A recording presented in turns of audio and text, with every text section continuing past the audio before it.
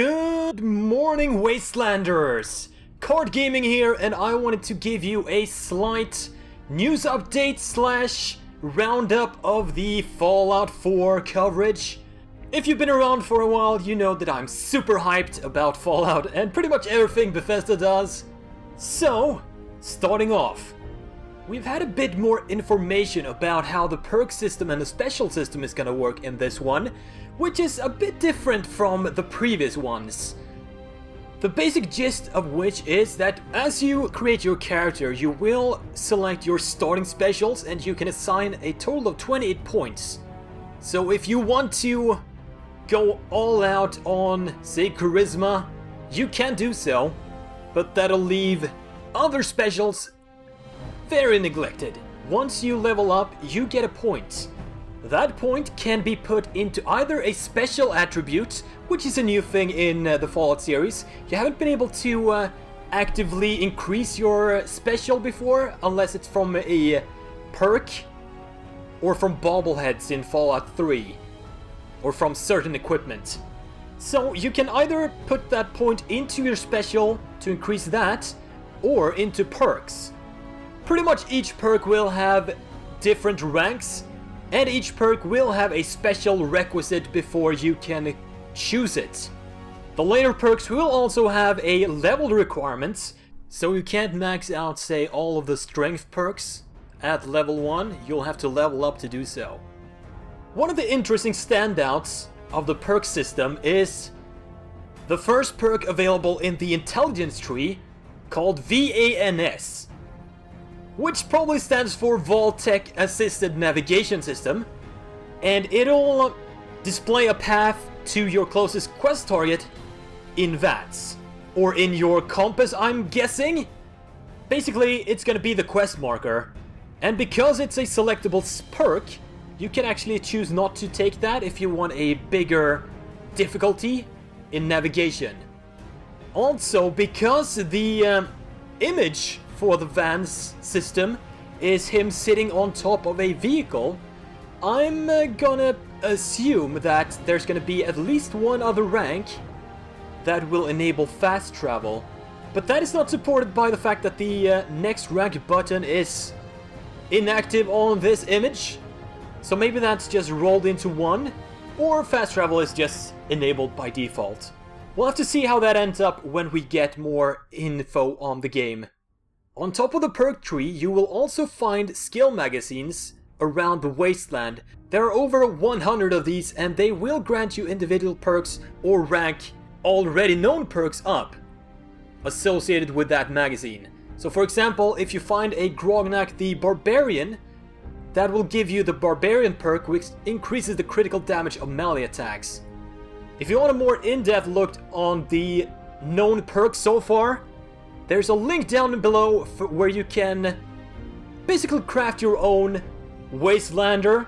And if you keep an eye on my Twitter, which you should obviously be following, I'm gonna tweet out a few of my options for my upcoming Fallout 4 Let's Play, so you can be involved in picking which archetype I'm going to start off with. So be sure to follow me on there. The Xbox One size for Fallout 4 has been revealed. It is going to be 28.12 gigabytes, which is quite a hefty sum. For comparison, Grand Theft Auto 5 was about 49 gigabytes. But let's remember that Bethesda is pretty damn good at compressing, and for example, Oblivion was very concerning back in Xbox 360.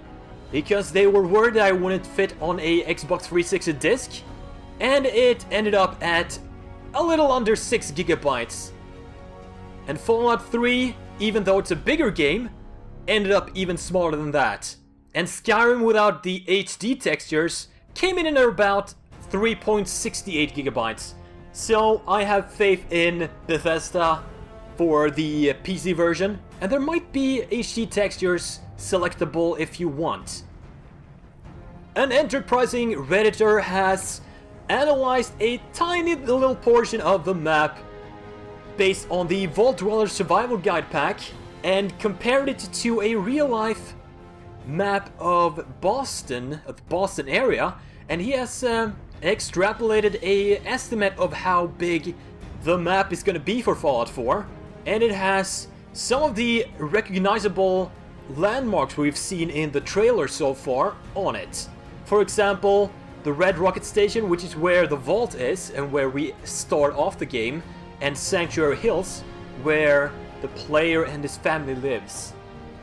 And then we got the downtown area. So as you can see, there's a lot of real estate to explore, and I'm super excited. Next up, we have a bit of a spoiler warning because this has something to do with the main storyline. So if you are super against minor spoilers on that, mute this video right now. Bethesda kinda jumped the gun and brought out some merchandising for Fallout 4 on their official website where they sell stuff. And on that, they released a Vault 111 medallion necklace, and on the description of said necklace, they had a bit of a spoiler for the main game. After 200 years, you awake from cryogenic sleep. Which is obviously a plot point that several people, including myself, have already speculated on and predicted was going to be the case. Because the main character does start off pre-war and emerges into the wasteland 200 years later. So cryogenic sleep was one of my explanations for that. And since then, they have pulled that necklace off the website. That's it for this news roundup. Check back in the future for more Fallout 4 coverage. And as a reminder, I am going to do a long and amazing Let's Play of Fallout 4 when it comes out. So stick around for that. Hit that subscribe button to keep in touch. Hit that like button.